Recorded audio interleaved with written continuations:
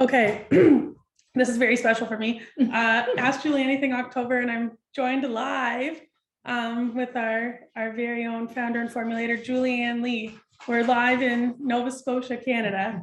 So thank you everyone for joining us. While you join us, a couple of housekeeping items. Turn your chat settings to everyone so that we can all join the conversation. And if you have questions, tonight Julie is doing a super special session that is only dedicated to your Q&A. So if you have questions about products, about your animals, Julie's literally here live beside me answering them. So looking like I'm like being lifted up by some extraterrestrial. Yes. I do. Seriously, look at this. Anyways, whatever. Either that or like all the little angels. I think it's the angelic thing. Julie took me for a tour at her farm. We just drove in from the office in Moncton this afternoon, and we took a tour of the farm, and I just about cried. I'll share some pictures in the Facebook community after the event for everyone to check out. So we're gonna go for about an hour tonight. I'll take Q&A, and Julie and I are going to be working together. So bear with us. We've never done this before. And if you're hearing anything in the background, for those of you that have ever worked with Suzanne in our customer service, she's here too, along with her three little Frenchies. So if you're hearing snoring, it's not us farting, because that's what I was worried that everybody was going to say. I mean, I was pretty anxious before we went live.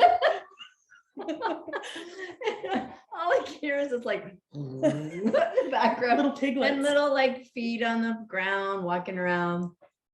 Anyways, yes, it's not us. It is actually these little three French bulldogs. It's actually the dogs, we promise. All right, let's get it started. Carol, what's the difference between micronized mushrooms as opposed to the powder caps? Does one benefit the gut biome more than the other? Thank you, Jim and Carol. So there's all different ways to produce mushrooms, just like there's all different ways to produce supplements. They're very similar, but micronized and what is it opposed to the powder capsules. So putting them in powder and in capsules is just a different way of being able to ingest the mushrooms, that you don't have to like mix them in water, or you don't have to have them like when they're in a powder, then you're obviously having to mix it in something. And it literally is just the way they're processed. So when they're in a powder, then you're obviously having to mix it in something. And it literally is just the way they're processed. Sorry, Julie. It's all right. Hang tight, guys. Everybody buckle up. It's my first time. There we go. There we go. Sorry. So anyways, so that's okay. So you just have to remember that there is all different ways of mushrooms being processed. So there's not like one good way, one bad way, but the majority of time what's happening is that the mushrooms have to go through a tincture process first. So they have to be extracted in order to be made into a powder.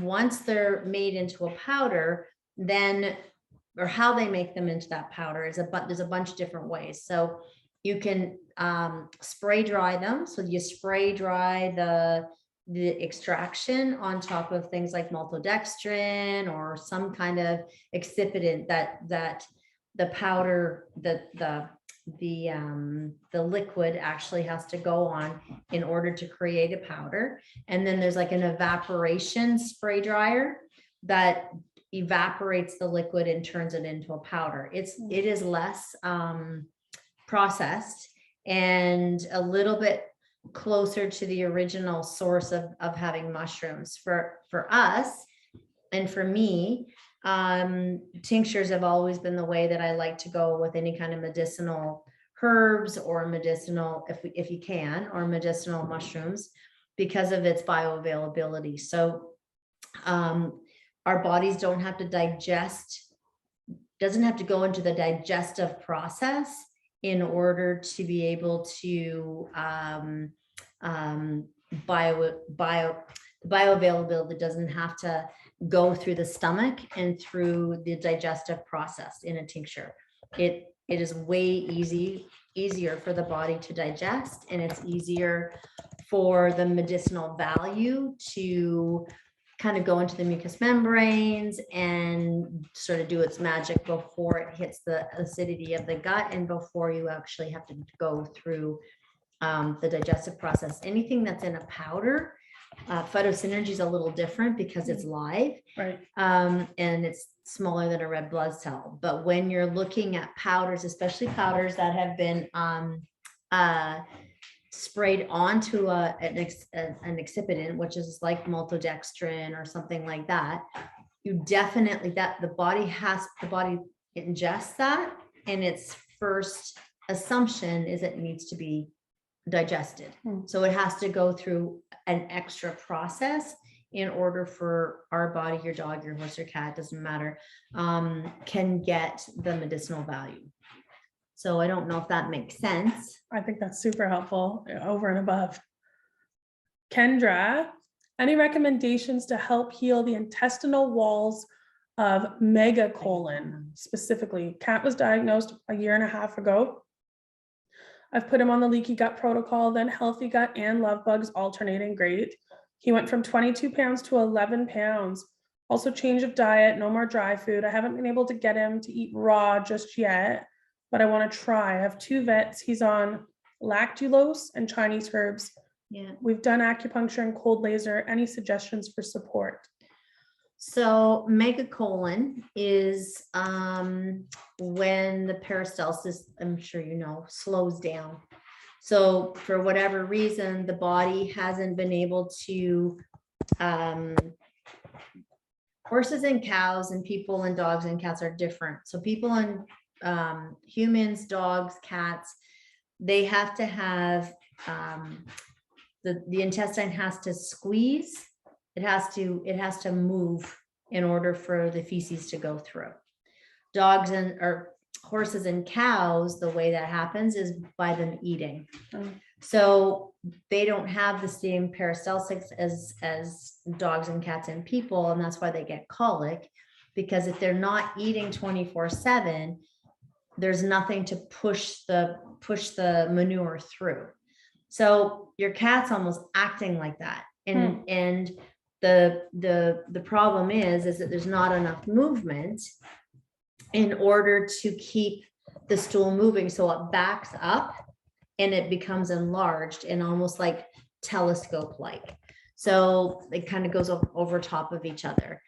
Everything that you're doing, it sounds good. The fact that he went from 22 to 11 is probably good as well. I mean, I don't know if you were trying to do that, but that's often very, very helpful. I would be looking at, like I said, everything you're doing, especially healthy gut, and our new Felix Flora would be something that I would definitely be thinking about, because it has fulvic and humic acid in it. So fulvic and humic acid has been shown to help the integrity of the mucosal lining of the wall of the gut. But the big one with Megacolon, why I think that the Felix Flora would be really helpful too, in corporation definitely with the rest of the stuff that you're doing. I wouldn't change anything. I might add some Felix Flora. 2 things. If you hear that noise, that's what that dog is doing. What happens is that if you added some Felix Flora to their routine or their rotation, when the colon gets backed up, when the feces gets backed up, the animal will become toxic. So it affects the liver, it affects the detoxification of that body isn't working to its optimum. So the stool sits in the gut too long, and then it piles on top of each other. But it's bad because they become impacted and it's really painful, but it's also bad because the body's not detoxifying like it should. Right. So the 2 things I would be thinking is definitely liver tonic, because it just helps support the kidneys and the liver. And if the cat is a little toxic, or if the blood is toxic because the stool isn't moving fast enough, The other thing is fulvic and humic acid does the same thing. It's like a chelation therapy. So it works like a chelation therapy. So it helps the body to detoxify from all kinds of nasty things, and it helps to support the mucosal lining of the bowel. Perfect. She said, yeah, he's been having gut issues, throwing up. Oh, I'm managing enzymes in different foods, etc. I've tried tripe and mango. I've used liver tonic off and on as well. If she can type back in too. Are you using Gut Soothe, Feline Gut Soothe? Kendra, if you can let us know, that'd be awesome. Because that if he's throwing up and stuff, but maybe he's throwing up because he's actually toxic. I mean, he could be throwing up because he's straining to poop and he can't poop. That's a really common thing. But maybe I haven't used Gut Soothe since I did the initial leaky gut 1.5 years ago. 100% you should be rotating through. I would be, if this was my kitty, I would be rotating through Feline Gut Soothe. I'd have him on liver tonic. Always. I wouldn't take him off of liver tonic. And then I would be making sure that you're getting the healthy gut and then Felix Flora and rotating through all of them. But if he's throwing up right now, 100% get back on Gut Soothe. Thanks, Kendra. Thanks, Julie. There's one here, quick question. Michelle was asking, was it Michelle? Yes, Michelle. Where's a good place to source fulvic and humic acid, Julie? You have to be careful where you're sourcing it and making sure that it's being sourced ethically. That's a big one. I mean, for us, we get ours from where the glaciers were. So up in Alberta, and it is being it's being taken by our fulvic and humic acid comes from glaciers. So when the ice age happened, that's what we're taking. You can also get fulvic and humic acid from when volcanoes have completely annihilated the earth and then it's growing back from the earth. Like now we have things that have grown back down deep in some of those areas where the volcanoes were is also fulvic and humic acid. It's just it's a little bit of a different type because it's coming from different places in the world. So just make sure that it's got lots of minerals in it. And when you're sourcing it, want to make sure it's mined ethically and that the mineral content is really high. Perfect. It's so weird being here live with you. I'm just like, it feels like I'm just talking right to you. You are. Well, yeah. 14-year-old who's recently diagnosed heart murmur and arthritis in her hips and knees, several supplements. I wonder if I'm overdoing it. I'm using Jump for Joints, Chaga, Turkey Tail, Phyto, Omega Potency, Hemp, Vitamin B12, Green Lip Muscle. I give her Jump every day, others rotating 2 to 5 times a week. I also recently started her giving her CBD, 600 milligrams. Her new meds are, gosh, I can't pronounce as Pimobendan. Yeah, and Prosamide. She's raw fed. Any advice on adding or subtracting any of those for her heart support? I'd really appreciate it. And it's a 14-year-old dog, I would imagine. Yeah. It died with heart murmur and arthritis in her hips. Well, I would give her Jump for Joints more often. And sorry. And the reason for that is that Jump for Joints has arnica in it. And when I used to see patients at my clinic before I actually made Jump for Joints, one of the biggest things that I had heart patients on every single day was arnica. And sometimes people would say that arnica works almost like an aspirin in dogs or people or anything because it helps with not thinning the blood, but balancing the blood to be sure that it doesn't clot or prevent clotting. So I definitely would do that. I don't know what's in your food. Is there anything in there where it talks about her gut? Anything on gut? No, I see jump chaga, turkey, Yeah. phyto, potency, hemp, Phyto, where's Phyto? phytosynergy, yeah. Yeah, okay. Vitamin B12. The only thing I could see that's missing here is the gut, because inflammation is inflammation. You want to make sure that you're decreasing inflammation. So the gut speaks to and communicates. So the gut axis basically goes gut brain, gut hormones, gut organs, gut, like everything in the gut. The gut speaks to every single system of the body. So you want to make sure that your dog's gut is really healthy in order for it to be able to navigate and speak to the rest of the organs, like the heart. Like when I say joints, I don't mean that it speaks directly to the joints, but it definitely deals with inflammation.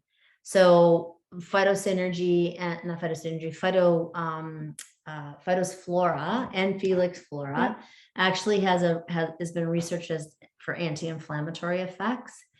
So the only thing that I wouldn't stop anything. I would in fact probably give the jump for joints. I don't know how often she's giving it. What did she say? Once a day? I would try doing the jump for joints twice a day. And I would add Phytos Flora to that, just to try and make sure that all this amazing stuff that you're doing is being correctly communicated. And the only way to correctly communicate it is through the gut. So if the gut's metabolic or postbiotic effects are not speaking to repairing the heart or keeping the heart from getting worse, or the anti-inflammatory effects that you need for the joints, then sometimes you can be giving stuff and you're not getting as high of a reaction, positive reaction as you maybe could. Perfect, Julie, thanks. There's Carol and Jim. Thank you for the mushroom question that we kicked off with. Bev, hi, I'd love some input on other things I can do to help my 6-year-old dog with his partial tear in his right ACL. He gets jump, phytosynergy, gut soothe, anti-inflammatory, stem cell injections, ozone, CBD, and on and on and on. I really want to avoid surgery, but as a high energy dog, it is challenging to get him to stay calm. He is getting fit for a custom brace That's good. on Friday to help him stabilize his knee. Yeah, I was going to suggest that. That's for sure. And I'm glad it's a custom fit brace.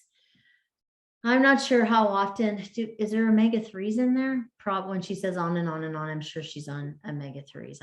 I would imagine that she's on. If you're not, that's definitely something that I see could be. But the other thing that I've been looking at a lot lately, that I know someone that was doing it in BC with animals, but I don't know anyone. I don't know where this person is. But you could look at something called prolotherapy. And prolotherapy is an injection of a drug. It's sort of like lanacane, like the freezing.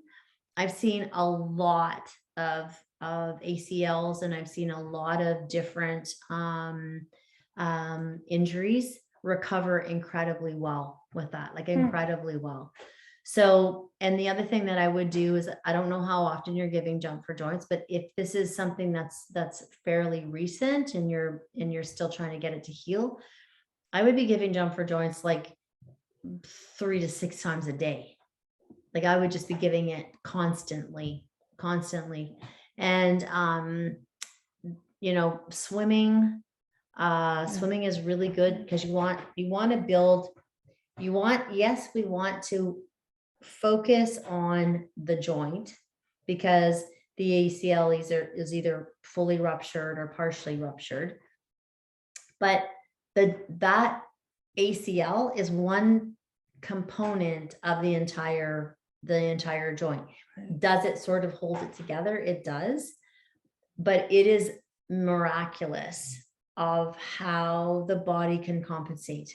So you want to be giving your dog things that build muscle. because you want the muscles, you want the tendons, and you want all the ligaments right now to be there so that that ACL can heal. Because of the AC, if the body is still leaning on that ACL that's been ruptured or traumatized, it's going to be constantly putting, asking for it to do stuff. If you can build through swimming, and swimming is like one of the best, if you can build and focus on herbs and different things to build muscle mass, that's a big one. Is she on? Yeah. So phytosynergy has been tested. One of the particular strains of phytoplankton has been researched with soccer players in Spain of their muscle recovery after exercise and after really, really tough games and stuff, and also with horses. So the oxygen and the muscle metabolism and its ability to heal was exponentially increased with this particular strain of phytoplankton, which is in phytosynergy. So I would be giving phytosynergy probably twice a day. I would be doing definitely doing jump for joints 3 times a day or more. And, like I said, up to 6 times a day, and doing swimming. And I would be making sure that his protein is really, really high quality. Collagen, that was the other thing. I think there's collagen in one of our, in actually leaky gut. But I really think that collagen would be something that I would add to this and make sure that it's, I think it's not, it would be the type 2 collagen. That's really important. So that would be something that I would add. Beauty. Awesome. Someone here just, I think it was Michelle. Yes, sorry to sound like a broken record, but can you talk about something to help reduce fatty lipomas? Well, usually fatty lipomas are the dog's way of dealing with sort of like a toxic fat. I mean, that's my personal opinion. I feel like there's to deal with and try and reduce, I would be doing medicinal mushrooms. I would be doing gut health for sure, but I also would be focusing on the gallbladder, liver, and kidneys. So I would be doing liver tonic. Yeah. I would be making sure, she's using liver tonic and turkey tail. Yeah. Awesome. Yeah. That's awesome. What about probiotics? What probiotics are you using? Because again, the metabolic, I sound like a broken record, but why I think I'm sounding more like a broken record than I've always done. I've been using them. Okay. So what's important to hear is that I've been doing a lot of research on postbiotics. Postbiotics are the result of the metabolic process and are created by a synergistic process of the right pre and probiotics. And they are considered like the short chain fatty acids or the enzymes that your body produces. And you want to make sure that those metabolites are functioning at their prime, because the gut literally talks to hormones. Hormones are fat, and the way your body metabolizes and the dog's body metabolizes fat is very hormonal. It's very hormonal. So you want to make sure that the hormones are all, especially if they're spayed and neuter, that the hormones are all speaking to each other and supporting each other. That's one big one. 2, you want to make sure that the gallbladder is, like I said, the gallbladder. But often when you start seeing things go awry, and lipomas can be one of those, you've got to think about working on the foundation, which is the gut. Once you work on the foundation, everything else should be added to that. So I'm not saying just do the gut and then do other things. You can do them all synergistically together. So I would be looking at the gut, making sure that the gut is communicating to the whole body and to the hormones and its ability to synthesize fat. And then the next thing I would be doing is with what you are doing. I would be doing the supporting the liver. And what else did she say she was giving? Liver and turkey tail. Turkey tail, yeah. So mushrooms have a really interesting ability to deal with sugars and carbohydrates. And how you can remember that is think about what a mushroom does. So mushrooms ingest things. So if something dies, the fungus kind of like takes over. So like, let's say this is something like a dead tomato or something, right? We won't go into like a dead mouse, but they do it to dead mouses too. But let's say this is like a rotting tomato and this is the mushroom spore. So the spore starts happening, but then the spore winds up taking over the mushroom. No, mushroom winds up taking over the tomato. Yeah. When I think of that, I think that that's how that works in the body when it comes to things like high sugar levels and diabetes, because mushrooms can do amazing things to prevent and to actually reduce and help the body deal with sugars and carbohydrates like that, along with a gazillion other things. But I would be thinking of mushrooms for lipomas, just for that. And in Chinese medicine, when I had my clinic, that's how I was taught by actually a really from China. We had a Chinese medical doctor working at my practice, and he would describe to me that when you think of tumors and you think of a mushroom, that's what they would look at. They would look at the mushroom almost being like a tumor or tumor eating, ingesting a cell that is starting to disseminate in the body, because that is what cancer cells do. So I would look at lipomas because they're not a tumor, but they are growing on the outside of the body.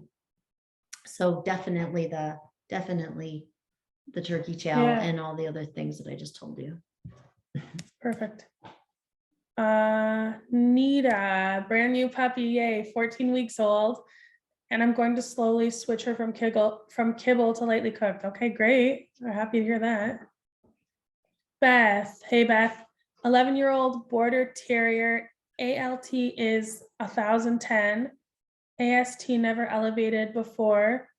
Is up, also lost a pound, was on liver tonic for 2 months, started again on small batch raw and green juju goat milk fermented with love bugs. Great.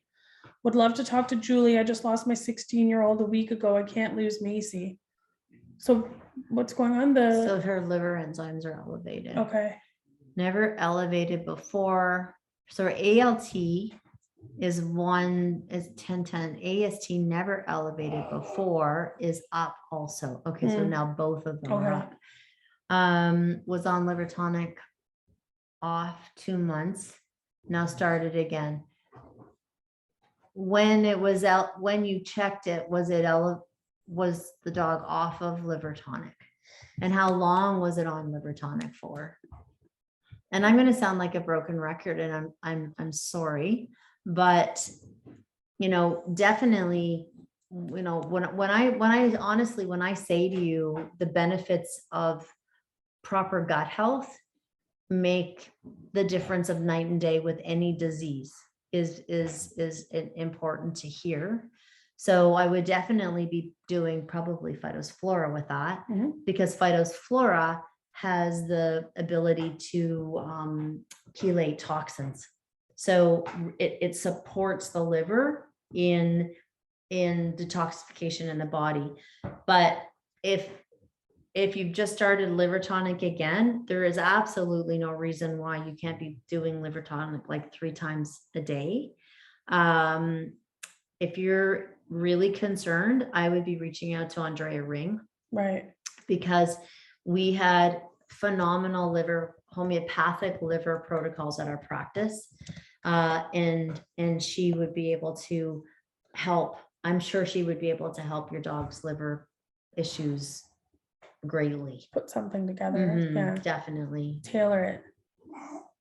Fran, you were kind enough to take my question several months ago and had recommended Gut Soothe for my 9-year-old sweet Cavalier boy who has MVD and signs of collapsed trachea. Yeah. Recently put on Vetmedin. The Gut Soothe didn't seem to agree with him and he had runny stools. Okay. I started back with anal gland issues, which he used to have a while back. I tried transitioning to a couple different items and I still had issues. I wanted to try NAG for his coughing. Do you have any ideas? Yes. Yeah. That's really odd, but you could definitely try NAG on its own. Just go and buy NAG. How much you can reach out to customer service and just say that we had this conversation. Let me know how much your dog weighs, and I can let you know what kind of NAG to give. I don't know whether you're giving quercetin. Quercetin is really good for coughing as well. You could try. There's nothing stopping you from trying Phytos Flora to see if maybe the canine strain would agree with him a little bit more. When you say that Gut Soothe caused to have runny stools, that makes me want, that's because that's really, really unusual. What we'd use them for runny stools. Yeah. So when I hear that, what I'm thinking is that there really is an imbalance in his gut. So what might be happening is I don't even know what's happening, but it just sets off alarm bells for me a little bit, because it should be doing completely the opposite. So I think for this, get some NAG, try some quercetin. And the other thing would be to I would try Jump for Joints, because when you think of muscle of any kind, even if it's smooth muscle, you want to be able to use homeopathics, and you're not going to get any kind of like adverse things with homeopathic. But what happens is when there's any kind of stress, like pushing with the muscles and trying to breathe, if you can take inflammation down with NAG or whatever, but arnica is amazing, but then so would the calendula and the ruta and the symphytum. I would just try putting him on for 3 times a day, putting him on Jump for Joints 3 times a day for 5 days, and just see if you see a difference. Don't, he sounds very sensitive, so don't do a bunch of new things at once. Try the Jump for Joints, get some plain NAG, and then think about doing the phytosynergy, not phytosynergy, Phytos Flora, to help with his, like, just re-inoculate his gut with the canine strain. I think you could try that and see how it goes. Perfect, Julie. Thank you. Here's here's Nita with the new puppy. Okay, there's a part 2. Any suggestions for new puppy supplements that I would give while transitioning? I'm giving her pre-made raw right now, so you're going to transition to raw. Like a broken record. You just want to support their gut, right? So any kind of transitioning into raw, make sure that I would do Phytos Flora. Yeah. And the reason I would do Phytos Flora is I don't know what kind of state your pup's in, and it's the one that inhibits E. coli, Salmonella, and Clostridium. So when you're doing that, then you're already one step ahead of having specific probiotics in there to inhibit any kind of pathogenic bacteria. Perfecto.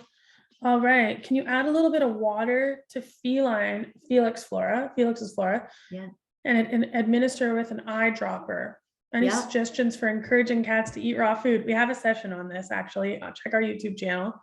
I probably have 20 toppers and still have issues getting our cats to eat. Yeah, I know. Sometimes I'm not kidding you. Like, I would be so desperate at the clinic and teaching people to do all kinds of stuff, like get a really, really, really good cat kibble, Right. really good quality cat kibble, take a rolling pin and roll it into like a fine dust. And then you take you're trying to like psych them up into Right. thinking that, and then you take your raw and you roll your raw into tiny little meatballs, and then you roll it in the kibble. Yeah. I mean, I know, yeah. but you would not, and then you place it on a flat plate, not in a bowl, so that you don't get whisker fatigue and you don't have a cat sticking its face in a bowl, which is really unhealthy for a cat, no matter what it's eating, whether it's eating raw, dry, canned, cooked, it doesn't matter. Mm-hmm. So that would be the first thing that I would do, is I would try doing the kibble thing and the little meatballs, put them on a flat plate. And if you're looking at, can you make Felix Flora into some water and give it with an, absolutely 100% you can do that. Mm-hmm. And every cat we've given it to so far has been more than happy Eating to it. eat it. Yeah, so more than happy. yeah. Ellen, oh, did I skip one? No. Ellen, does bentonite / Redmond clay have unsafe levels of lead? Can you give guidance on using that externally and or internally for a dog with antibiotic skin infections, pyoderma, yeast and bacteria between her paws webbing? Also wondering if golden seal root powder is helpful. I was told to get this, but then the leaf is more beneficial. Was told to get golden seal root powder. And then I was told the leaf is more beneficial.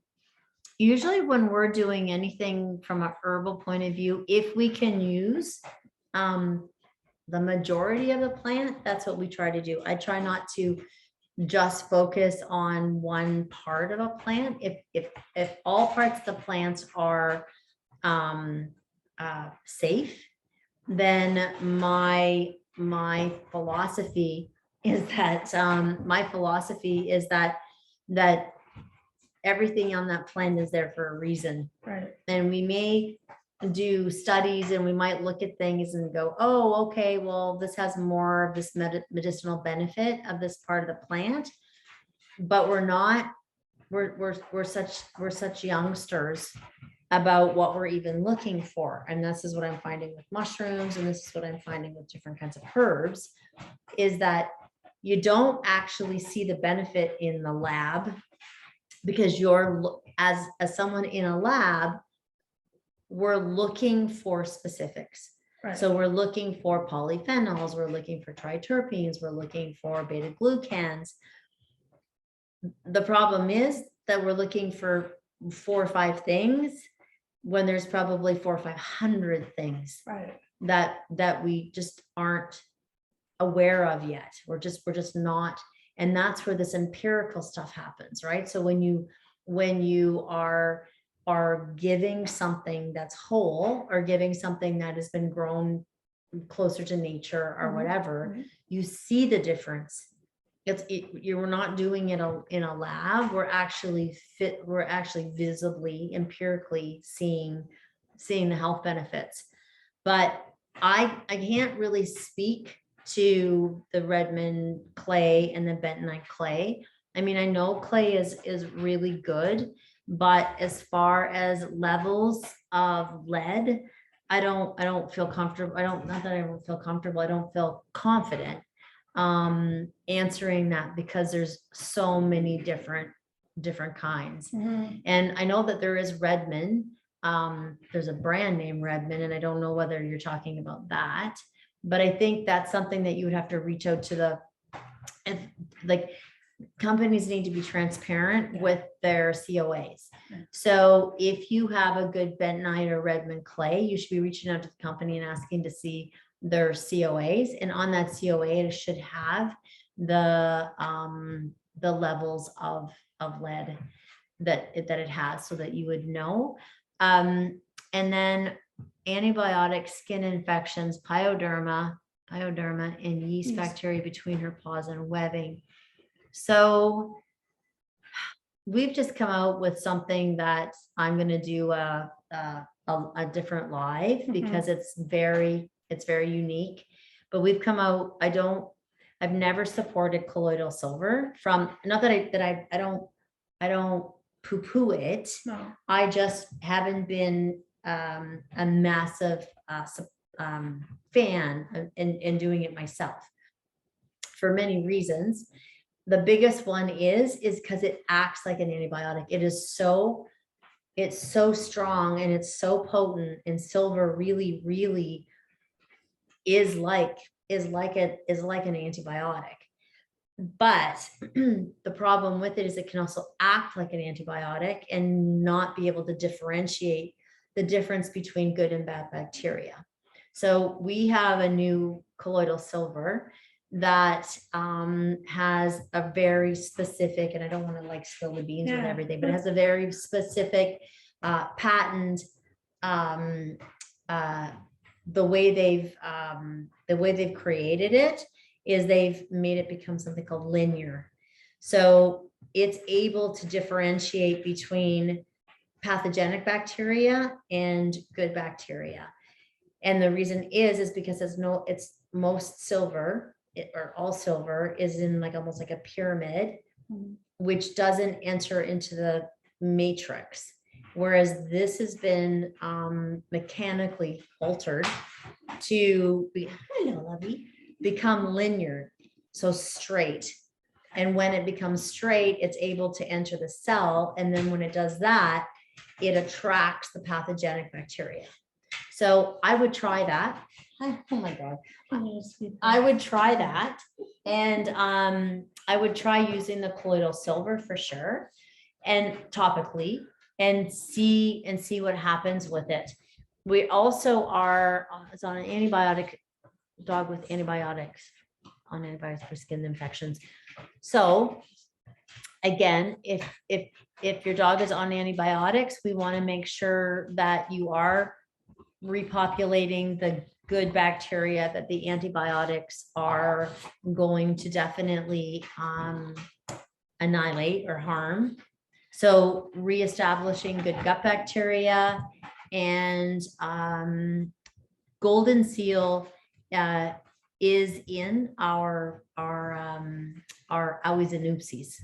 So in our owies and oopsies, we have golden seal. We've got lots of different herbs specifically for skin infections and stuff. I would just topically at the moment, what I would be trying is the colloidal silver and owies and oopsies. I wouldn't be yeast. And if it's really irritated, don't use the Yeasty Beast. Use just the owies and oopsies, because the Yeasty Beast has the apple cider vinegar in it, and it can sting a little bit. But I would definitely try that. And if nothing, poor Andrea's going to kill me. But if it really gets to a point where you're stumped and you can't find the answer, then reach out to my friend Andrea, because I'm sure she can do a lot. And her website's andrearing.ca. Mary, I'm new here. My dog had a spinal stroke, fibrotelangitis embolism. Cartilageous. He's on gabapentin from the vet, bad stuff, but it does work. Can you suggest anything that maybe is not quite so toxic? So, first of all, welcome if you're new here. And yeah, that's intense. So, couple of things that are immune modulating, and very important. So if we're going to talk about pain, obviously he's on gabapentin. Number one, don't take him off of gabapentin until you are loading him up with other stuff, and then work with your veterinarian to see if you can decrease his gabapentin slowly, like super slowly. I would be doing Jump for Joints 1,000,000,000%, because it deals with cartilage, it deals with the periosteum, which is around the vertebrae. It will help with inflammation and the bulging, and it will definitely help with the cartilage. And when you're thinking about embolisms, the arnica in that, like I said, keeps the blood consistency really, really safe. And the other thing would be CBD oil. I would be thinking about CBD definitely for your dog for pain. And the Jump for Joints extra strength, you can use it 3, 4, 5, 6 times a day until the pain is helping to get underway. There's 2 homeopathic remedies that I can think of for that. One is called Bellis perennis, and the other one is called Hypericum. And you would want to get potencies of at least 200 C. The other thing would be is because he's on gabapentin, I would put him on liver tonic. And I don't think that you're probably going to be able to get him off like fast, a pain med like that, but you might be able to definitely onboard some of this other stuff and decrease it so it's not as toxic, but definitely use liver tonic for sure. And then I would be 100% be using turkey tail with this. So I would use liver tonic, Jump for Joints, turkey tail, and anytime you're seeing an immune, probably autoimmune thing going on, turkey tail is going to be really helpful, but also we need to look at the gut. So, one of the probiotics, probably Phytos Flora, because then it will also help with the body processing the gabapentin. That's my favorite in my house. I keep Phytos Flora and Gut Soothe on deck always. Hypothyroidism cats. How to treat naturally with homeopathics. Did you do a session on hyperthyroidism? I have the slides, Helen, if you're part of our Facebook community, I have the slides uploaded in the community, and Julie did a whole lecture on this topic specifically. Because it's so long, that would be a long one. Oh yeah. Or reach out to Andrea again. Or Andrea, but definitely join our Facebook community. It's the Adored Beast Collective, and in the files section, Julie, one of her lectures is uploaded there with all hyperthyroidism in cats. Jill adopted her dog Nigel from a rescue when he was 9 months old. He was neutered at 6 weeks old, common practice for rescues in the South. I know this is way too early for normal development. He's now 2. I've just recently started giving him flaxseed lignans in order to regulate his adrenal glands. Is there anything else I can do? He gets mushrooms and is on a very healthy diet. Thanks. Definitely. I mean, if you've been here since the beginning of this, and we talked about how the metabolites and the communication with gut and hormones is really important, because what happens is that when the sex hormones like aldosterone and testosterone and things like that become like nil because he's been neutered, and especially at such a young age, then again, it's really, really, really important to have proper microbiome. The microbiome in the gut needs to be really, really healthy. Saying that, can you please reach out to Andrea? Because she has something that we used in our clinic for this for 25 years. And we call it the spay and neuter protocol. And it's actually homeopathic. Is it a he? Yeah, Nigel. Okay. So what she would send to you is and she just sells it, is homeopathic testicles, obviously male, canine testicles. So she has feline testicle, canine testicle, feline ovary and canine ovary. And it's specifically for their homeopathic remedies made from that. And we have seen incredible results at our clinic by using that. And I really feel like it's a very, very good proactive approach. So that's one. The next thing is getting a whole food diet, meaning a whole prey diet. So when the prey is being ground, everything's ground. Testicles, ovaries, brains, Right. eyeballs, the whole 9 yards. So they're actually getting sex glands in their food. That's one. Another thing. So gut.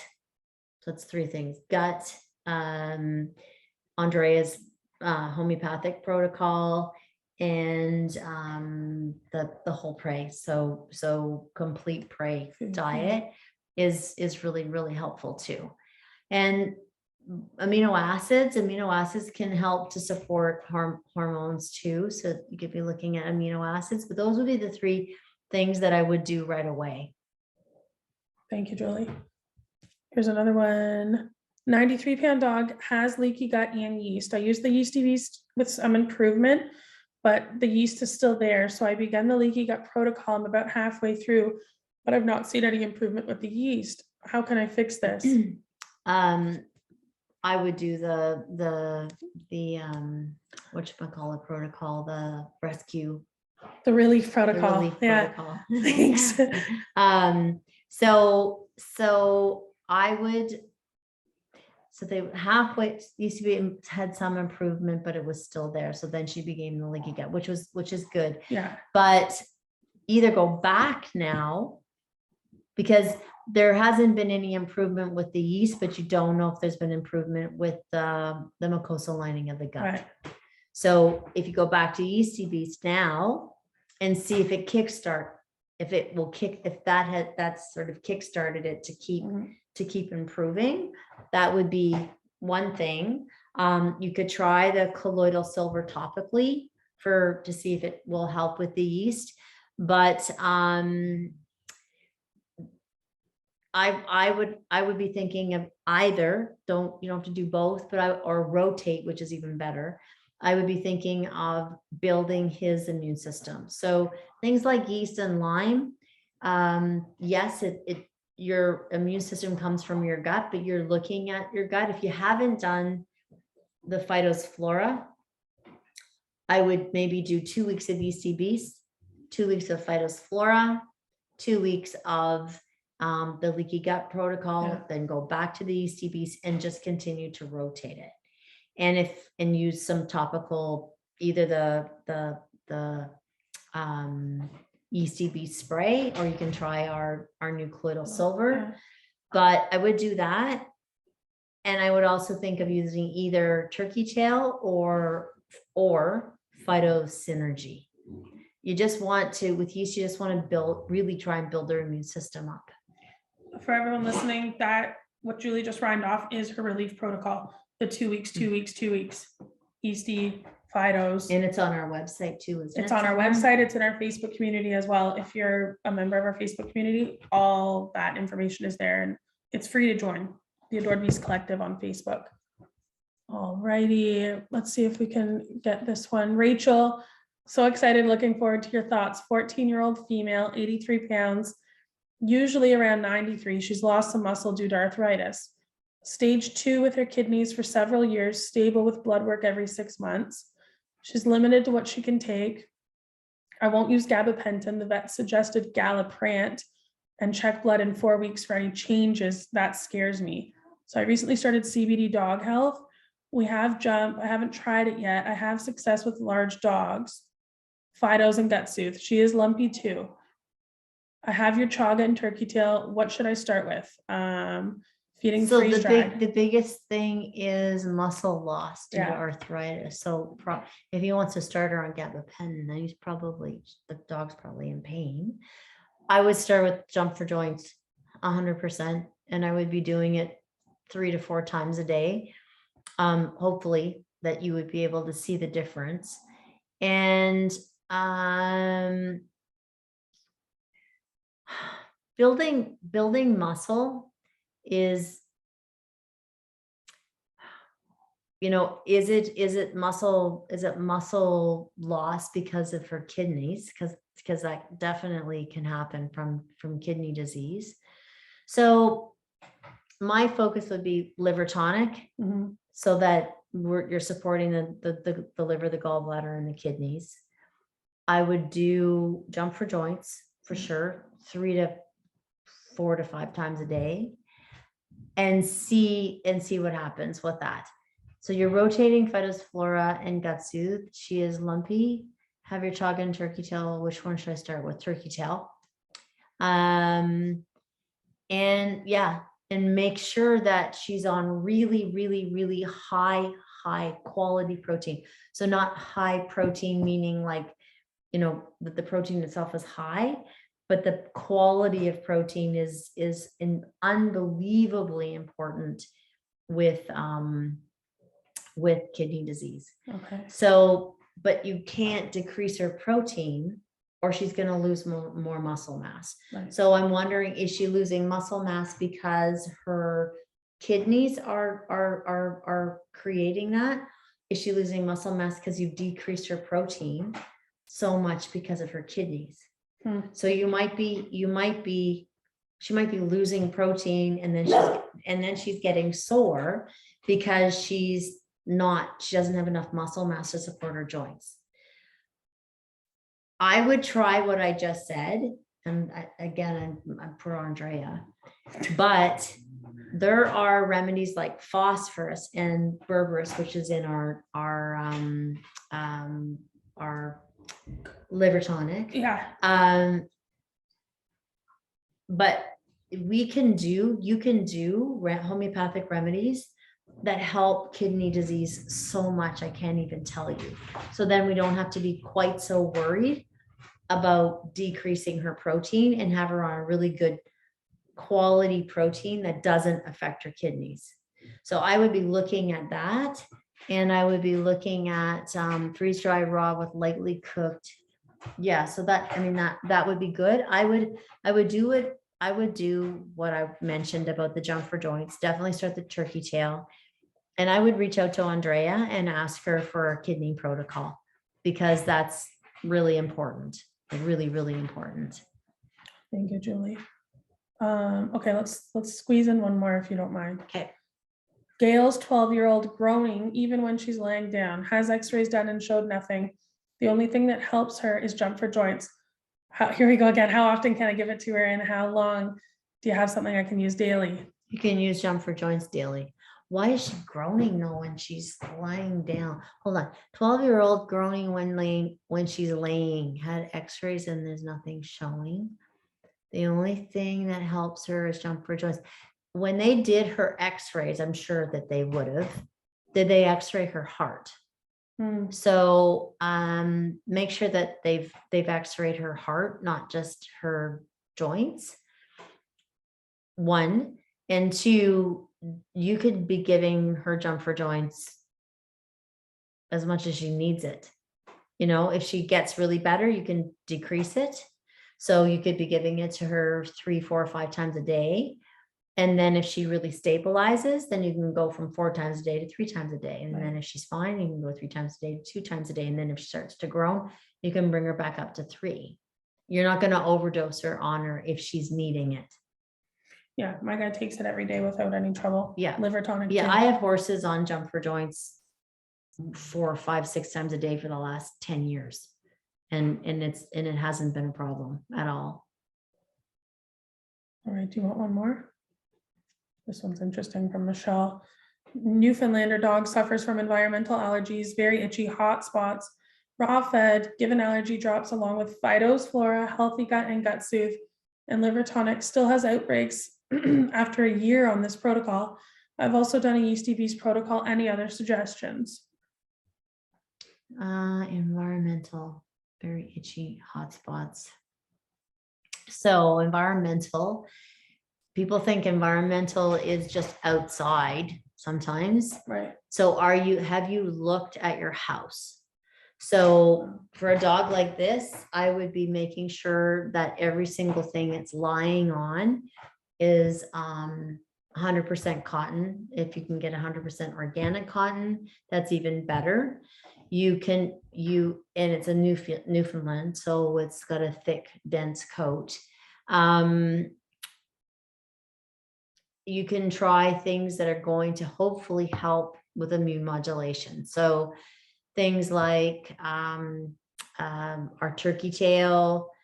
If you're using Flora, that's a really good one. But also quercetin, you can try quercetin. You could try, I would be trying quercetin, and I would be trying, after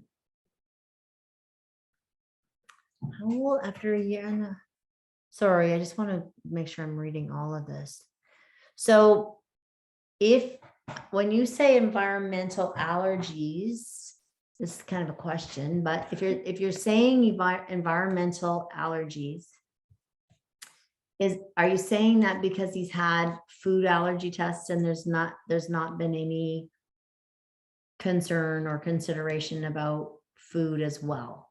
So that would be something that I'm questioning, because sometimes environmental allergies can still be triggered by food sensitivities.